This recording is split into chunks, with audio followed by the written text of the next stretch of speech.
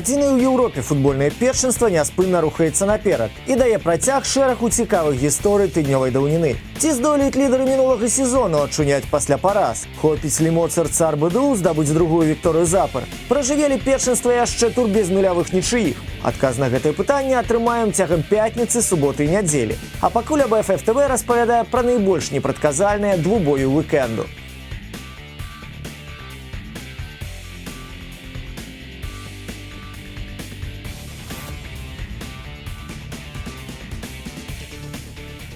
Каманда Владимира Бяляўскага адкрыла 30-е першынства Беларусі сенсацыйнай вікторыяй над віцэ-чэмпіёнам краіны. Дубль новабранца студэнту Яхшыбоева прынес маладому узбеку тытул самага каштоўнага футбаліста тура. А асістэнцкі дубль Давіда Тве уключыў ліберыйца ў сімвалічную зборую мінулага тыдня. Цікава паназіраць, якім чынам студэнты прэзентуюць сябе на натуральным газоне Брэсцкага, дзе апанентам выступіць дэбютант вышэйшай лігі Рух. Тое, што гаспадары з бясстрашных ды несарамлівых, стала зразумела на мінулым тыдні, калі падначалены Александра Сяднёва на сухую перайгралі мінскае дынама ў сталіцы. Пры гэтым схема 3-5-2 збіла з панталыку гаспадароў ледзьве не цалкам. Адзін толькі Чыдзя Сачуку ў сярэдзіне поля перарываў ледзьве не ўсе ўзаемадзеянні па абаронцу бела-блакітных. Да таго ж Рух дэбютуе ў эліце на сваім стадыёне і, напэўна, ангажуе на трыбуны вялікую колькасць мясцовых заўзятараў. Можа, то і не чэмпіёнская дынама, аднак паглядзець на дзіўных дэбютантаў ды яшчэ і з багатай мясцовай гісторыі, напэўна, заўзятары вырушаць. Хаця б з зацікаўленасці.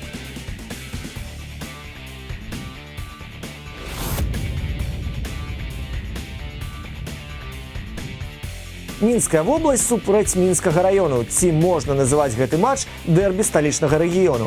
Магчыма, так, бо смалявічы за 6 сустрэч супраціслачы ніводзін раз не атрымлівалі перамогу. На элітным узроўні ў сезоне 2018 ваўкі скаралі супернікаў з аднолькавым лікам 1-0.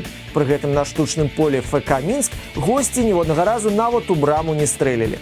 Зразумела, што зараз смалявічы іншыя. Аднак Александр Бразевіч, як і раней, на капітанскім мастку кіруе камандай. Яго суперніцтва з Віталем Жукоўскім абяцае прыўнесці ў пару дадатковую інтрыгу, як мінімум з тактычнага боку.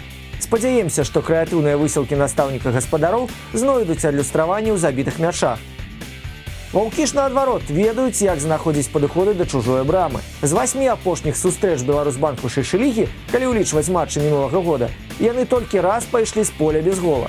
На мінулым тыдні ў іх выкананні гол быў толькі адзін. Але які? Момо Янсане прынёс перамогу над Нёманам стрэлам, які заняў у чарце АБФ першае месца сярод самых прыгожых удараў тура.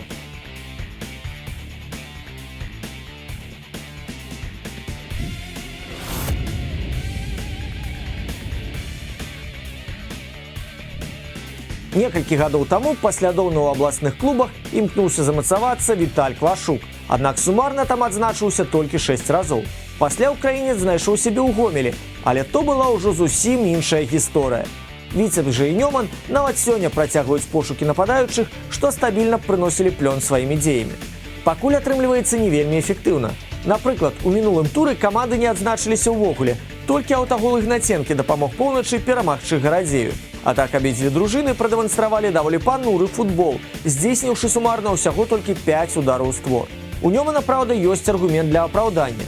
Частку сустрэчы з Іслачу ён гуляў у меншасці пасля выдалення Марушыча. Аднак ёсць сумневы, што нават у поўным складзе супраць Віцебска захад у нядзелю будзе небяспечны. Цікава, што з апошніх 5 афіцыйных сустрэч Нёман саступіў толькі ў адной. Але якой? Улетку 2017-га Гародня была знішчана на поўначы 5-1. І то была самая буйная параза Нёмана ад Віцебска за ўсю гісторыю супрацьборстваў, што цягнецца ажно з 1992 года.